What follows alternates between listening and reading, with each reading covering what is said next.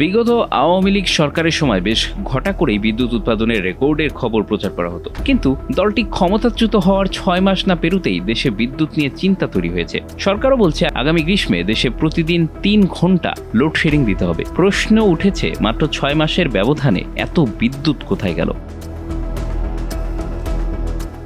আওয়ামী লীগ ক্ষমতাচ্যুত হওয়ার মাত্র 3 মাস আগে 30শে জুলাই 16,477 মেগাওয়াট বিদ্যুৎ উৎপাদনের মধ্য দিয়ে দেশের ইতিহাসে রেকর্ড তৈরি করে বিদ্যুৎ বিভাগ। দেশের সকল গণমাধ্যম বেশ ঘটা করে সেটি প্রচারও করে। বিদ্যুৎ বিভাগ সূত্র বলছে, মার্চে সর্বোচ্চ 16,000 এবং এপ্রিলে 18,000 মেগাওয়াট বিদ্যুতের চাহিদা ধরা হয়েছে। এ অবস্থায় এবার গরমে 3,000 মেগাওয়াটের বেশি বিদ্যুৎ ঘাটতি থাকতে পারে, যদিও বিদ্যুৎ বিভাগ বলছে লোডশেডিং হবে 1,500 মেগাওয়াট।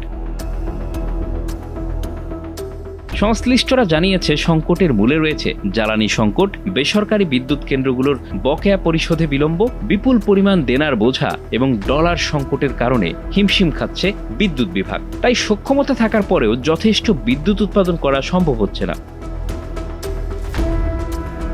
বিদ্যুৎ ঘাটতি মেটাতে এসি ব্যবহারে সতর্ক করেছেন বিদ্যুৎ বিভাগ। তাপমাত্রা 25 ডিগ্রি সেলসিয়াসের নিচে রাখলে সংযোগ বিচ্ছিন্ন করা হবে বলে ঘোষণা দিয়েছেন জ্বালানি উপদেষ্টা নিজেই। 5 থেকে 6,000 মেগাওয়াট বিদ্যুৎ লাগে এসি চালানোয়। এসির তাপমাত্রা 25 ডিগ্রির উপরে রাখলে 2 থেকে 3,000 মেগাওয়াট বিদ্যুৎ সাশ্রয় করা যাবে। রমজানে বিদ্যুৎ পরিস্থিতি স্বাভাবিক রাখতে ইতিমধ্যে বেশ কিছু উদ্যোগ অবশ্য নেওয়া হয়েছে ইউনূস প্রশাসনের পক্ষ থেকে। এর মধ্যে রয়েছে বড় বড় কয়লা ভিত্তিক বিদ্যুৎ কেন্দ্র চালু রাখা, ভারতের আদানি পাওয়ারের 2টি ইউনিট থেকে বিদ্যুৎ সরবরাহ করা, এছাড়া অন্যান্য নিয়মিত যেসব বিদ্যুৎ কেন্দ্র থেকে উৎপাদন করা হয় সেগুলো তো আছেই। তবে আসন্ন গ্রীষ্মে বিদ্যুতের চাপ সামলাতে এখনই নতি স্বীকার করে নিয়েছে সরকার। বিদ্যুতের ব্যবহার 15% পর্যন্ত কমিয়ে গ্রীষ্মের চাপ মোকাবেলা করতে চায় সরকার। শীতে মৌসুমে দেশে বিদ্যুতের চাহিদা থাকে 9,000 মেগাওয়াট, কিন্তু গ্রীষ্মে এ চাহিদা বেড়ে দ্বিগুণ হয়ে যায়।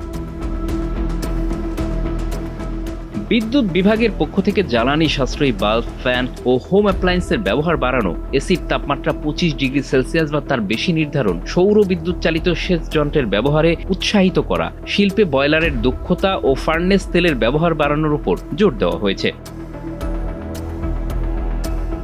Bangla affairs, news desk.